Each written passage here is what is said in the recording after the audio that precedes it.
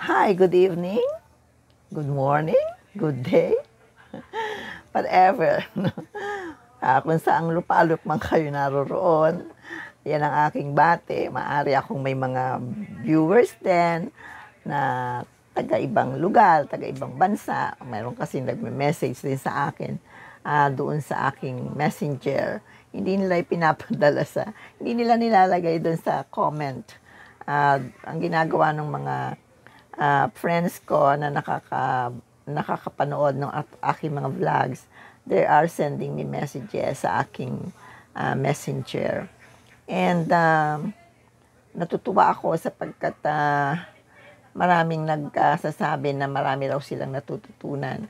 Actually, that's the reason why I am vlogging, to share whatever little knowledge I have, whatever experience I have as an old woman who've been into so many phases of life and had into different worlds of work. Iba-iba kasi ang aking naging environment sa aking habang ako ay as I grow older, I have different work environment. But most of my work environment, of course, is the academe. But I also been into the theater. I also been into a short stint in commercial modeling. And of course, television appearances. Before the pandemic, I've been very active in TV telenovelas. So I have the best worlds, no? That where I was able to gain experiences and wisdom sa buhay. Kaya yun ang aking sinishare. Of course, my reading, my research na pag ginagawa ko, sinishare ko din. At yun ang aking intention. I may no longer be as active in the classroom because of old age, but I can still use this particular YouTube as my platform to share what I would like to share to other people, especially the young ones. So thank you very much kung nagugustuhan ninyo ang aking mga ginagawang ito. At if you have not subscribed yet to my channel, I hope you do subscribe to it. And if ever you watch my vlog, please do like, comment, and share doon sa comment box. No? Okay, tonight, somebody asked me, no, please pag-ano daw ako ng tungkol sa leadership. And I believe that this particular thoughts of Warren Bennis, one of the world's leading experts on leadership, a lecturer, consultant, and writer, and advisor to 4 U.S. presidents, which included Ronald Reagan and the assassinated President John F. Kennedy. Warren Bennis, in his book on becoming a leader, pointed out that leaders are made, not born. So unlike others who were saying that leaders are born, I believe that leaders are both pwedeng, kasi pag pinanganak, makikita mo minsan, may inherent leadership, nasa personalidad na ng bata, na pwede siyang maging leader in the future. But, ganun din naman, naniniwala rin naman ako na pwedeng maaring nandun na yung quality ng pagiging, yung karakter ng pagiging leader. But, more so, I believe more on leaders being made, not being born. At sabi pa rin ni Bennis, most people have the capacity for leadership if they are willing to embark on a journey of what? Self-discovery, yun ang binablog ko nung nakaraang mga araw, and understanding. Self-discovery of what you are capable of doing. Self-discovery of what your strengths are, and the ability to understand the human beings you are working with also. So yun your willingness to embark on that particular journey, because it's really difficult when you are dealing with so many kinds of people. It's really difficult na iba-iba yan, iba-ibang kultura, iba-ibang mental set, iba't ibang ugali. So you have to also make some kind of a deeper understanding of the psychology of people. Benis believe also that the way to leadership is filled with challenges. Yes, and I agree with him, because when I was in the academy as an academic leader, as dean, program chair, I director, yun ang mga na executive assistant, yun ang mga trabaho noon nasa akademya ko, ay talagang napakaraming challenges akong hinaharap. At napakahirap minsan na pag naiisip mo na yung mga challenges na yon ay minsan nakaka-drain no, physically, mentally, emotionally. But definitely I also am grateful to those challenges, because they made me stronger. They made me know better who I am, and they made me face the challenges of being a leader better than when I was not in the position yet. Benis also stressed that leadership qualities such as vision and character cannot be taught by leadership courses. Totoo naman yon. Kahit na anong gawin mong pag-aaral, punta ka ng punta sa mga seminars, yung pagkakaroon mo ng vision bilang isang leader at yung character mo bilang isang leader ay hindi natin makukuha sa mga seminars, sa mga conferences, sapagkat yun ay yung mga courses na kinukuha natin ganon can teach us skills, no, but not our vision, not our character as a human being becoming a leader. And why is leadership very important? It is important because an organization's success or failure actually ay nakasalalay or rest on the quality of leaders that organization has.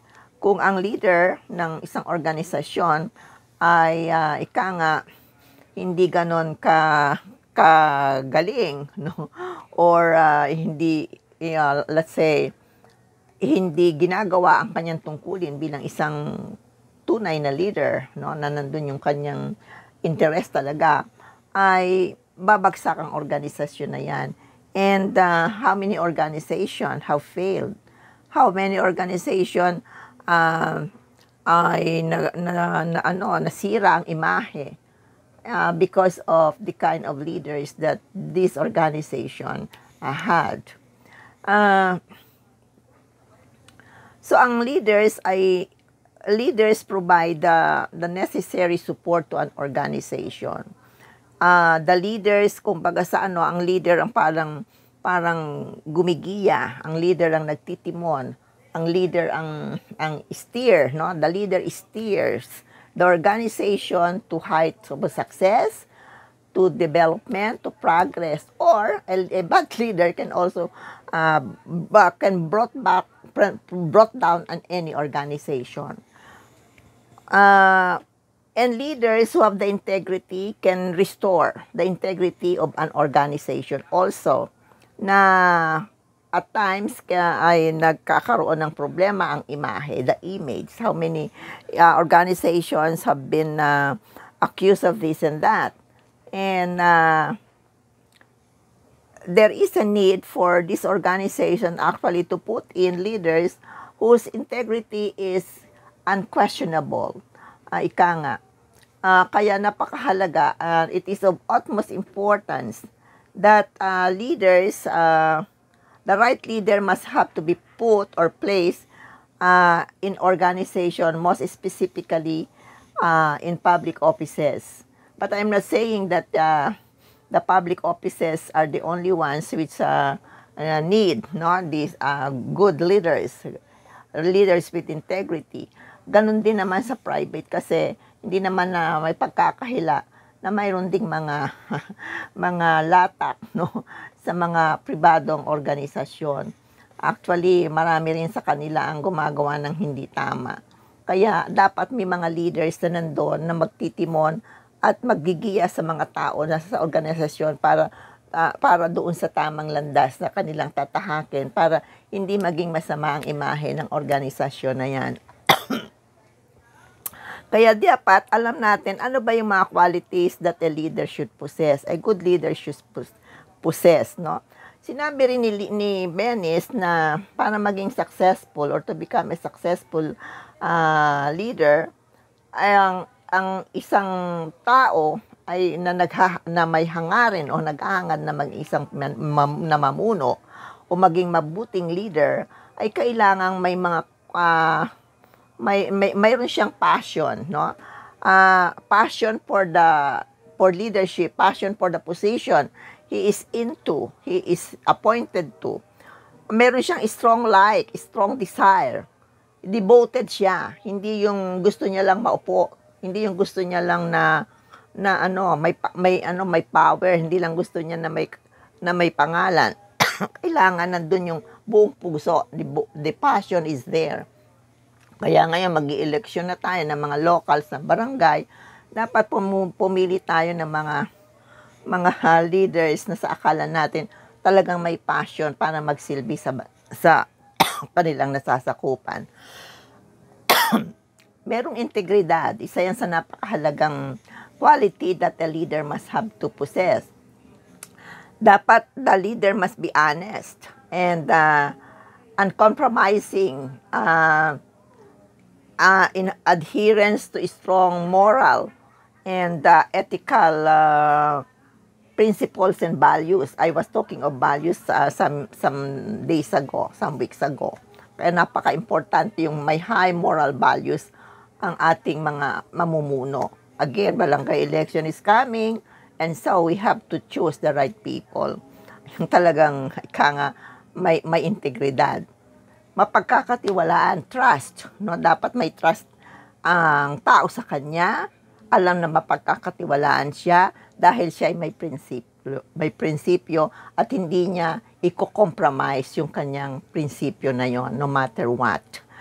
And of course, a good leader must be curious, no? Meron siyang curiosity to learn more and to know more. And to learn more, kailangan patuloy mong ihon ang iyong leadership qualities and skills in order to serve better the people you are serving. And of course, a leader must have to be a little bit daring or must be a risk taker also para hindi pwedeng takot ng isang leader palati na gawin ng ganitong desisyon or gawin ng ganitong proyekto because of this and that. Kailangan, you have to be daring. You have to be a risk taker for your organization to move forward para higit na maging maganda, matagumpay ang iyong organisasyon. Dapat meron ka ring vision, a guiding vision. Meron kang ganon na nakuha mo sa pamamagitan ng mga stresses na nangyari sa buhay mo. Ito ang gusto ko mangyari sa aking organisasyon. This will be my guiding vision. I will not do this because my vision for my organization is this.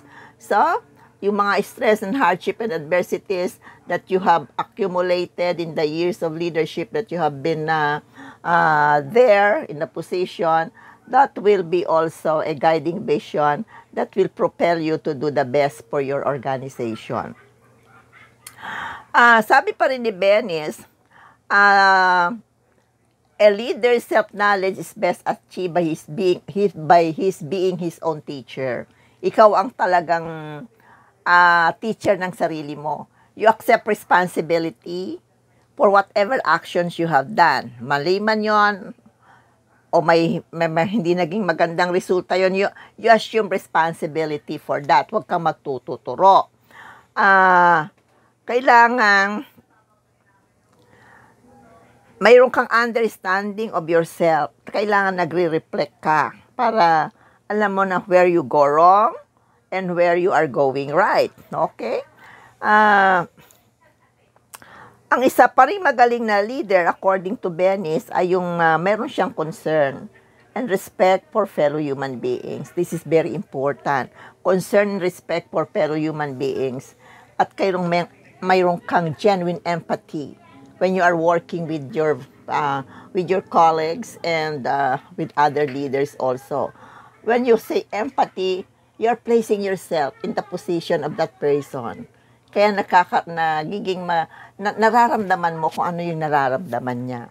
Empathize, no? Especially those in a position na mahirap. So you have to have empathy with your colleagues and other leaders also. So ito yung maikling bagay lang tungkol sa sharing ko ngayong gabi na ito. And I hope you get something out of this. And I hope you continue watching my vlogs. And please do subscribe to my channel if you have not subscribed yet. Comment, share, and like. And also, I would like to express my gratitude to all of you again. And God bless you all. May our country be always at peace. And may everybody be united as one people. We are all Filipinos. And we need to be united as one. So thank you very much. This is your Lola Malia, Lola Vlogger. Good night. I love you all.